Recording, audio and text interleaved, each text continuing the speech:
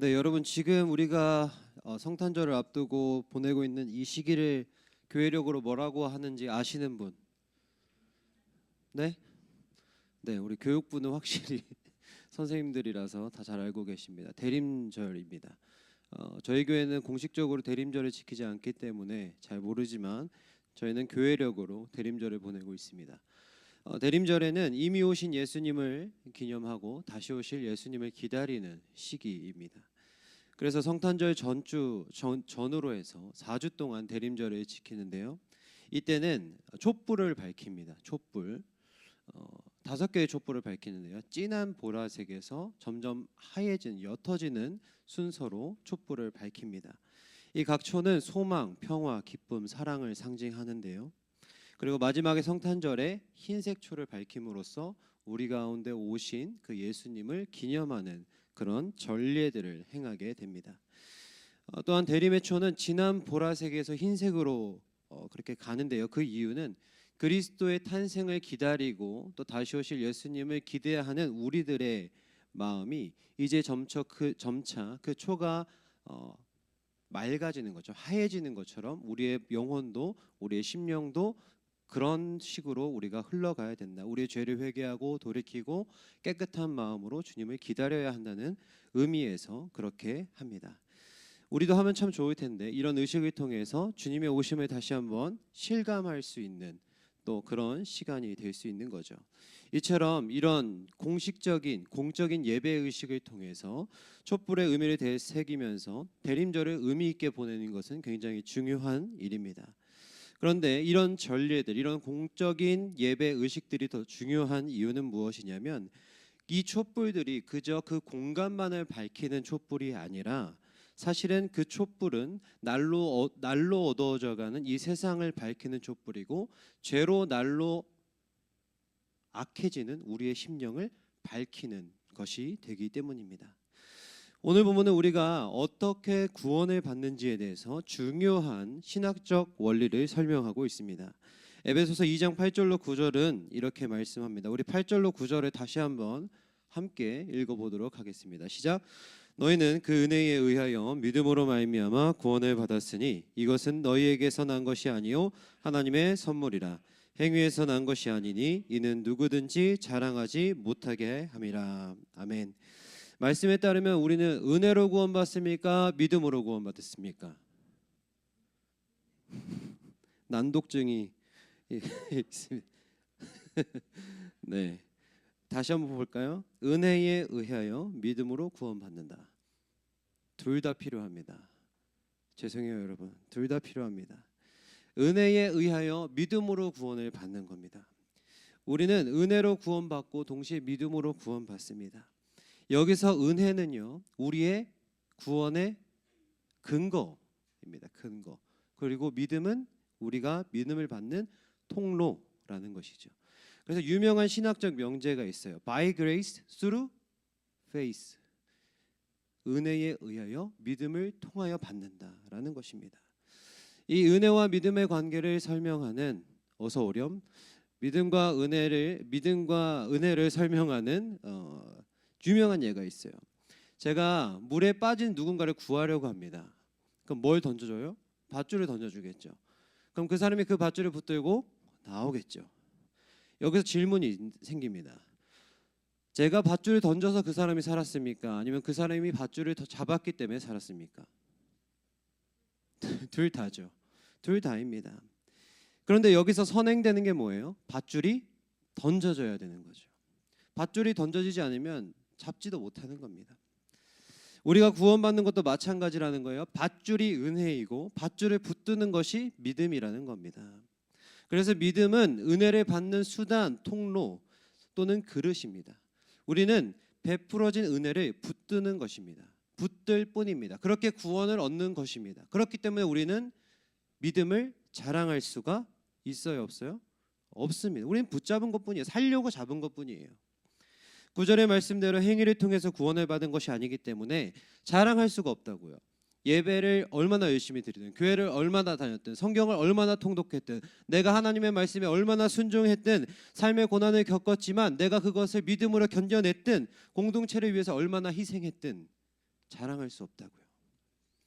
우리의 믿음이 아무리 대단하더라도 이 믿음은 결국 우리가 살려고 붙잡은 밧줄의 행위라는 겁니다.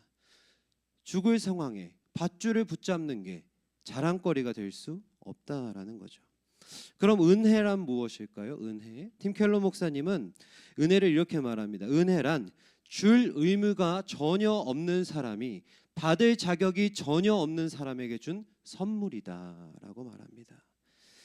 같은 맥락에서 오늘 8절의 말씀을 구원을 뭐라고 설명해요? 하나님의 선물이다. 다시 말해 자유의지로 아담이 자유의지로 하나님을 떠난 것처럼 또다시 자유의지로 오늘날 유사한 죄를 반복하고 있는, 그래서 구원받을 자격이 사라져버린, 상실되어버린 우리들에게 하나님께서 주신 뭐라고요? 선물이다. 이게 믿어지세요? 솔직히 믿어지세요? 뭐 믿어지면 다행인데, 솔직히 말하면 내가 은혜 받을 자격이 없다라는 이 사실, 내가 구원받을 자격이 없다는 이 말씀 잘 동의가 안 됩니다. 그렇죠? 아니에요? 내가 뭘 그렇게 잘못했다고, 내가 뭘 그렇게 신앙생활을 잘못했다고, 난 나름 괜찮은 신앙생활을 하고 있는데 교회 나오면 되는 거 아니야? 헌금하면 되는 거 아니야? 봉사하면 되는 거 아니야? 라고 생각할지도 모릅니다. 그래서 이 정도면 은혜 받을 자격이 있다고 생각한다라는 것이죠. 그런데 이런 걸 두고 뭐라고 하는 줄 아세요, 여러분? 전문 용어로 긍정적 자의식의 과잉이라고 합니다. 자기를 과대평가하는 거죠. 자기 객관화가 안 되는 거예요. 요즘 말로 메타인지가 없는 거예요. 내 영혼을 돌아보는 메타인지가 없는 거죠. 긍정적 자의식의 과잉이 내 자신이 죄에 물든 존재라는 것, 내가 죄 때문에 은혜 받을 자격이 없다는 것, 스스로 구제가 불가능하다는 존재라는 것을 사실 망각하게, 수용하지 못하게 한다는 겁니다. 여러분, 그런데요, 내 안에 어두움을 발견하지 못하면요, 내 안에 죄를 발견하지 못하면요, 우리는 하나님의 은혜를 온전히 누릴 수 없습니다. 로마서 5장 20절에서 바울은 이런 얘기합니다. 죄가 더한 곳에 은혜가 더한다. 죄가 더한 곳에 은혜가 더한다. 이 말씀은 들으면 어떻게 해요? 죄를 열심히 지어야 될 것 같습니다. 그렇죠? 은혜가 더하니까요. 그런데 이 말씀은 그런 말씀이 아니에요. 내 본연의 모습을 직면해야, 죄악에 물든 내 존재를 맞닥뜨려야 하나님의 은혜를 온전히 경험할 수 있다라는 것입니다. 철저하게 죄에 물들었기 때문에, 도저히 죄의 진창에 빠져서 나올 수 없기 때문에 하나님이 던져준 밧줄이 없으면 우리는 그저 죄만 짓다가 비참한 결론에 다다를 수밖에 없다는 인생이라는 것을 깨달아야 한다는 겁니다. 또 어떤 사람들은 은혜를 잘못 이해해서 영적 안일주의에 빠지기도 합니다. 안일주의가 뭐예요? 안일주의, 안일하다는 건 편하다는 거고 태평하다는 거죠. 현실에 안주해서 적극적으로 대처하지 않는 태도죠. 예컨대 아까 말씀드린 그런 거예요. 나는 예수님 믿어요. 나는 예수님 믿어요. 교회 안 나가지만 예수님 믿어요. 나는 이미 구원 받았어요. 괜찮아요. 라고 말한다는 겁니다. 그럼 다 용서되는 거 아니냐고, 내 안에 그냥 예수님을 믿는 믿음만 있으면 되는 거 아니냐고, 어차피 구원 받았는데 좀 느슨하게 신앙생활하면 안 돼요? 라고 생각한다라는 것이죠. 더 나아가 부끄러운 일을 행하면서도 하나님, 이번 한 번만 눈 딱 감아주세요. 이것만 하고 안 할게요. 라고 아니란 생각을 넘어서 불온한 생각으로 나아간다라는 것입니다. 그러나 여러분, 진짜 은혜를 받은 사람들, 참된 은혜를 경험한 사람들은 죄를 직면하고 죄를 떠나려는 열망을 불러일으킵니다. 오히려 은혜를 제대로 깨달으면 더욱 경건하고 거룩한 삶을 추구하게 됩니다. 물론 죄를 지을 수 있죠. 사람이기 때문에 실수했고 넘어질 수도 있습니다. 그러나 우리의 심령을 감찰하시는 하나님을 믿는다고 말하면서 사람들이 죄가 죄인 줄 알면서 안일하게, 심지어 편안하게 죄를 지을 수 없다라는 것이죠. 종교개혁자 깔뱅은 이런 말을 했습니다. 그리스도와의 교통이 없는 곳에 결단코 성화는 없다. 반대로 말해보면 우리 안에 죄에 대한 부끄러움이 없다면, 죄에 대한 수치심이 없다면, 우리 삶의 거룩함을 향한 열정이 없다면, 말씀을 따라 살려 하는 열심이 없다면 우리는 어쩌면 그리스도와 아무 관계없는 사람이다라는 것이죠. 예수님의 베푸신 은혜와 아무런 관계가 없는 삶을 살아가고 있다라는 거예요. 이게 무슨 말이에요? 구원받지 못했다라는 말이죠. 그래서 여러분, 우리는 더더욱 우리의 영혼을 밝히시는 예수님의 촛불 앞으로 걸어 나아가야 하는 것입니다. 예수님께서 그 은혜의 촛불로 우리의 심령을 환하게 비추어 주셔야만 우리는 우리의 연약함을, 우리의 부족함을, 우리의 악함을 직면할 수 있기 때문이에요. 그래야 우리는 하나님께 돌아갈 수 있는 기회를 그제서야 잡을 수 있는 거예요. 그렇습니다. 어둠 속에 살아가던 우리에게 은혜의 촛불이 밝혀졌기 때문에 죄를 알아차리고 회개하고 구원의 여정에 참여할 수 있게 되는 것입니다. 그렇습니다. 우리는요, 구원받았다라는 은혜보다 죄를 깨닫는 은혜를 먼저 경험해야 되는 것입니다. 여러분, 저는 오늘은 왜 안 조네? 여러분, 조이 타이밍이라 이런 얘기 준비했는데, 초등학교 때 제가 참 신비한 경험을 한 적이 있습니다. 귀신 들린 사람 본 적 있어요, 여러분? 네, 좀 봤거든요. 초등학교 때. 그분이요, 귀신이 너무 심하게 들려가지고, 이 얘기 낮은 자들은 들었던 것 같은데, 너무 심하게 들려서 유명한 무당한테 찾아갔어요. 엄청 용한. 근데 거기서 그 무당이 학을 떼고 쫓아냈습니다. 못하겠다고. 그것도 유명한 법사님한테 찾아갔어요. 근데 그 법사님도 못하겠다 그러고 돌려보냈어요. 근데 그분이 어쩌다가 저희 교회에 오게 된 거예요. 저희 아버지가 목회하시는 교회에 오게 됐습니다. 그날이 수요일이었어요. 수요일이었는데 어떤 처음 보는 여자분이 권사님 두 분 사이에 앉아가지고 예배를 드리고 있는 거예요. 근데 그분이 예배 시간에 여러분처럼 이렇게 가만히 앉아 있는 게 아니라 계속 이렇게 요즘 말하면 틱처럼 막 계속 움직이고 몸을 어쩔지 모르는 겁니다. 뭐지? 저 사람 뭐지? 이렇게 궁금해하고 있는데 예배가 다 끝나고 이제 사람들이 예배방 밖으로 나갔습니다. 그리고 그분을 모시고 저희 아버지와 권사님들, 장로님들이 유아실로 들어갔어요. 그 저희 교회는 어떻게 돼 있었냐면 이렇게 예배드리는 장소가 있고 그 뒤편에 통유리로 아이들이 있는 잠옷실이 있었습니다. 그러니까 본당에서 그 유아실 잠옷실이 다 보이는 거예요. 그쪽으로 데리고 가셔서 이제 기도를 하겠다고 하고 다른 사람들은 다 나가게 했습니다. 근데 기도가 한참 진행되는 중에 제가 갑자기 밖에 있다가 뭘 놓고 온 게 생각이 나서 다시 들어갔어요. 근데 교회 문을 열고 딱 들어가는 순간 그분과 눈을 마주쳤습니다. 근데 그분의 검은 자가 없었어요. 검은 자가 없었고 한 10몇 명이 붙잡고 있었는데 계속 점프를 뛰는 겁니다. 이렇게 힘을 감당하지 못하는 거였어요. 그리고 그 유리창 너머로 처음 들어보는 괴성이 계속 들려왔습니다. 저는 그날 이후로 일주일 동안 가위에 눌렸어요. 정말 괴로웠습니다. 너무 힘든 시간을 보냈어요. 너무 충격을 받았죠. 그분은 그런 상태였기 때문에 일상생활에도 불가능했습니다. 그 가정은 날마다 폭력과 폭언이 있었고 자녀들도 있었는데 정상적인 삶을 살기 어려운 그런 상황이었습니다. 그런데 너무나 놀랍게도 그날 기도를 받은 그날 이후로 그분의, 지금은 권사님이신 그분의 삶이 180도 변화됐습니다. 다시는 그런 발작도 일으키지 않았고 가정에서 평화가 찾아왔습니다. 그분의 자녀는 지금 사모이자 전도사로 사역하고 있어요. 지금도 제가 연락을 하는데 그렇게 주님께서 일하시니까 사탄에 붙들려 있던 인생이 주님의 손에 붙들리니까 완전히 뒤바뀌어지는 것을 제 눈으로 목도한 사건이었어요. 그 일 이후로 저는 주님의 일하심을 의심할 수가 없게 됐습니다. 그런데 여러분, 제가 이 얘기를 왜 드리냐면 다만 그분만 귀신에 붙들린 자일까? 다만 그분만 귀신 들린 사람일까라는 거예요. 그분만 사탄의 지배 아래 살아가고 있었을까라는 것이죠. 성경은 그렇게 증언하지 않습니다. 로마서 6장 16절에 이렇게 말씀합니다. 새 번역에 이렇게 되어 있어요. 여러분은 죄의 종이 되어 죽음에 이르거나 아니면 순종의 종이 되어 의에 이르거나 합니다.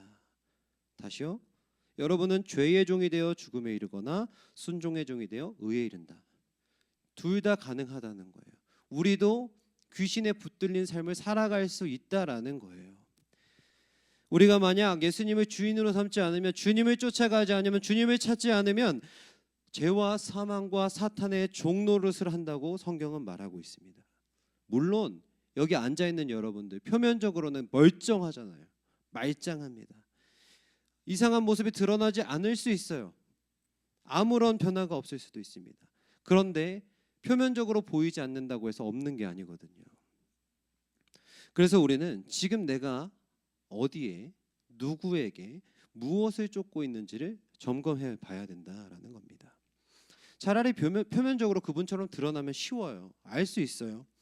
내가 영적으로 침체됐구나, 문제가 있구나, 병들었구나 알 수 있다고요. 그런데 드러나지 않으면, 또 들여다보지 않으면 알 수 없다고요. 마치 암이 걸린 사람이 뒤늦게 알았을 때 감당이 안 되는 것처럼 멀쩡했는데 하루아침에 돌아가시는 분들 얼마나 많습니까? 드러나지 않았을 때 더 큰 문제가 있는 거예요. 여러분, 어떤 사람들은요, 성경에 나타난 예수님의 귀신 축출 사건, 그리고 이런 역사적 사건들, 제가 경험한 사건들을 지어내는 이야기라고 생각합니다. 그런데 여러분, 요즘 시대는 사탄이 그렇게 할 필요가 없어요. 할 필요가 없어. 오늘날 사탄은요, 우리를 유혹하기 위해 더 이상 대놓고 신들림 같은 투박한 방식을 사용하지 않습니다. 더 교묘하게, 은밀하게 사람들 죄로 이끌어들여요. 엄청 쉬울걸요? 오히려 물질, 쾌락, 권력, 이 모든 것에서 교묘하게 움직이면서 사람들의 죄와 사망으로 끌고 가고 있지 않습니까? 더 많은 소비를 조장하고 어느 것에도 만족하지 못하게 합니다. 욕망 중독에 걸리게 합니다. 타인의 성공이나 소유를 부러워하면서 시기하게 하고 질투하게 합니다. 그렇게 남과 계속 비교하면서 마음의 병을 자신도 모르는 사이에 얻게 되기도 합니다. 하나님을 믿지만 돈도 믿어요. 이거 혼합신앙 아닙니까? 교묘하게 그런 신앙으로 우리를 끌고 간다는 거예요. 더 많은 부를 얻기 위해 하나님의 형상들을 훼손하고 착취하는 일에 개의치 않습니다. 비정상적이고 부정의한 사회 구조를 정당화합니다. 권력을 차지하기 위해 총구를 겨누며 아무렇지도 않게 서로의 생명을 빼앗는 만행을 저지릅니다. 내전으로 하루에도 수만 명의 사람들이 탈출하면서 죽기도 하고 다치기도 하지만 정권을 차지하기 위한 그 사람들의 노력은 멈추지 않습니다. 욕망의 가면을 쓴 사탄, 그 손에 붙들리지 않고는 행할 수 없는 일들이 우리 주변에 너무나 많이 일어나고 있다라는 거예요. 그래서 여러분, 이 땅은 예수께서 밝히신 은혜의 촛불이 더욱 절실하게, 시급하게, 긴박하게 필요한 때입니다. 자신을 다 태우면서 환하게 빛을 밝히는 촛불처럼요, 우리 주님께서는 자신을 헌신함으로, 아니 투신함으로, 버리심으로 은혜 받을 자격 없는 우리들을 향하여, 세상을 향하여 지금도 밝은 빛을 비추고 계십니다. 우리는 그 빛으로 우리의 어두운 내면, 죄로 물든 우리의 모습을 발견하고 나를 붙들고 있는 것이 지금 무엇인지, 또는 내가 붙잡고 놓지 못하고 있는 것은 무엇인지, 그 우상들을 발견해야 되는 것이죠. 그리고 나서 우리가 그것들을 내려놓고 우리를 비추시는, 빛으로 인도하시는 하나님에 따라 걸어가야 되는 것이 아니겠어요? 그럼 우리는 어떻게 빛을 따라 살 수 있을까요? 여러분, 우리는 엄청난 사랑을 받았어요. 엄청난 사랑, 큰 용서를 받았습니다. 제 모습을 돌아보면요, 날마다 교만한 마음을 품고 항상 누군가를 미워하고 시기하고 언제나 자기중심적으로 생각하면서 타인을 판단하기도 하고 하루도 빠짐없이 땅의 것에 얽매여 욕심 가운데 나뒹구는 형편없는 모습일 때가 많이 있어요. 그런데 이런 저를 구원해 주셨잖아요. 여러분도 마찬가지입니다. 십자가에서 하나님께서 여러분들을 위해 죽으셨다라는 겁니다. 여러분, 하나님은 여러분을, 저를 엄청나게 사랑하십니다. 하나님이 저와 여러분을 엄청나게 사랑하신다고요. 우리가 그 십자가의 사랑을 안다면, 그 은혜를 안다면, 그 은혜를 받은 자로서 우리 역시 사랑과 용서를 베푸는 삶을 살아가야 되지 않을까요? 또한 우리가 그 은혜의 불씨를 이어받아서 또 하나의 작은 촛불이 되어서 우리가 살아가는 이 사회와 국가와 세계를 향하여 끊임없이 그 빛을 비춰야 되지 않겠습니까? 이 세상에 만연한 불의와 악독과 착취와 그 억압의 불편함을 느끼고 그런 일들에 동조하거나 또는 조장하는 자들이 자신들의 죄를 직면할 수 있도록, 회개하고 그 만행들을 멈출 수 있도록 우리의 삶의 자리에서 우리가 무엇을 할 수 있을까에 대한 고민을 멈추면 안 되는 것이죠. 기도는 기본일 것이고, 소외된 이웃을 돌보고 또 정의와 공의를 위해 책임 있는 선택을 하는 그 일들이, 그 일을 지속하는 것이 우리를 작은 촛불로 부르신 예수 그리스도를 따라가는 삶이라는 것이죠. 끝으로 우리는 삶의 예배를 지속함으로 그 은혜에 응답하는 삶을 살아갈 수 있습니다. 예배라는 것은요, 지금 여러분이 드리고 있는 이 예배는요, 공연이 아닙니다. 콘서트가 아니에요. 이렇게 허접한 콘서트가 어디 있어요, 여러분? 이렇게 어눌한 설교자가 어디 있습니까? 예배는요, 여러분, 그런 게 아니에요. 보는 게 아니에요. 이 예배를 통해서 하나님께서 우리에게 하신 일이 무엇인지를 다시 한번 깨닫는 시간이에요. 여러분, 이런 찬양이 있어요. 내가 누려왔던 모든 것들이, 내가 지나왔던 모든 시간이, 내가 걸어왔던 모든 순간이 당연한 것 아니라 은혜였어. 이 가사처럼 내가 살아온 장면들이 내 기준에, 내 마음에 썩 마음에 들지 않더라도, 아니 심지어 어떤 부분은 삭제하고 싶은 그 순간들이 있을지라도 그 순간까지도 싸매시고 고치셔서 회복시키셔서 인생의 여정 가운데 나의 인생을 온전하게 하시는 그 주님의 은혜를 기억하고 기념하는 시간이 예배 시간이라는 거예요. 우리 인생 가운데 이 예배를 통해서 우리는 하나님께서 우리에게 밝혀주신 그 은혜의 촛불을 더욱 환하게 비출 수 있는 것입니다. 대림절은 아까도 말씀드렸듯이 어둠 속에 비치는 그 은혜의 빛을 묵상하는 시간입니다. 이 빛은 우리의 죄를 깨닫게 하고 우리를 구원의 길로 인도합니다. 우리 또한 은혜의 촛불처럼 세상을 밝히는 존재가 되어야 합니다. 우리는요, 종말론적으로 이미와 아직의 시대를 살아가고 있어요.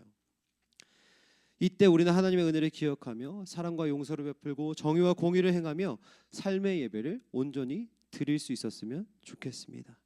그래서 우리의 인생이 이 은혜의 촛불처럼 환하게 빛나는, 그렇게 주님과 동행하는 귀하고 복된 우리의 삶이 될 수 있기를 주님의 이름으로 축복합니다.